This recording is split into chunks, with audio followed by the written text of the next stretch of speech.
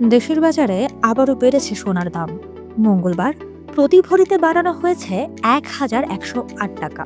নতুন দামে ভ্যাট সহ ২২ ক্যারেটের প্রতি ভরি সোনার দাম দাঁড়িয়েছে ২,৩৫,১৪৬ টাকা।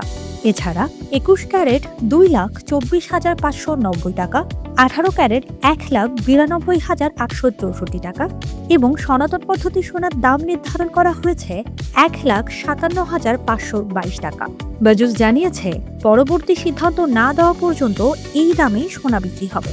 এর আগে সর্বশেষ ৮ আগস্ট সোনার দাম সমন্বয় করা হয়েছিল। দেশের বাজারে বেড়েছে রূপার দামও। ভরিতে ১৭৫ টাকা বাড়িয়ে ২২ ক্যারেটের ১ ভরি রূপার দাম নির্ধারণ করা হয়েছে ৫,০৭৪ টাকা।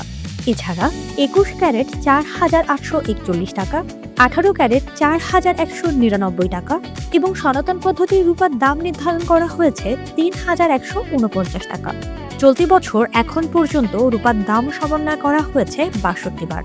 এর মধ্যে ৩২ বার দাম বেড়েছে, কমেছে ৩০ বার। প্রবাসী আয় ও আন্তর্জাতিক বাণিজ্যের কারণে প্রতিদিনই বিভিন্ন দেশের মুদ্রার বিনিময় হার জানা গুরুত্বপূর্ণ।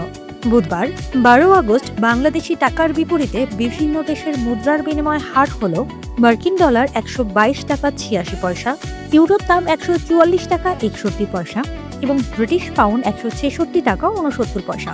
এছাড়া সৌদি রিয়াল ৩৩ টাকা, মালয়েশিয়ান রিঙ্গিত ৩০ টাকা ১০ পয়সা এবং সিঙ্গাপুর ডলার ৯৬ টাকা ৬৯ পয়সা। এছাড়া অস্ট্রেলিয়ান $১ বিনিময় হার ৮৭ টাকা ৪৪ পয়সা। যুক্তরাষ্ট্র ও ইরানের মধ্যে সম্ভাব্য শান্তি চুক্তির আশা ম্লান হওয়ায় আন্তর্জাতিক বাজারে বাড়ছে অপরিশোধিত জ্বালানি তেলের দাম।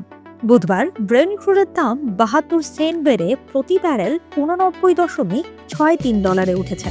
আর মার্কিন ওয়েস্ট টেক্সাস ইন্টারমিডিয়েট ক্রুডের দাম বেড়ে দাঁড়িয়েছে $৮৩.৯১। এর আগে মঙ্গলবারও দুই সূচকের দাম $১ বেশি বাড়ে। যুক্তরাষ্ট্রে তেলের মজুত বাড়ার খবর থাকলেও ওয়াশিংটন-তেহরান চুক্তি নিয়ে অনিশ্চয়তাই বাজারে দাম বাড়ার প্রধান কারণ বলে মনে করছেন সংশ্লিষ্টরা।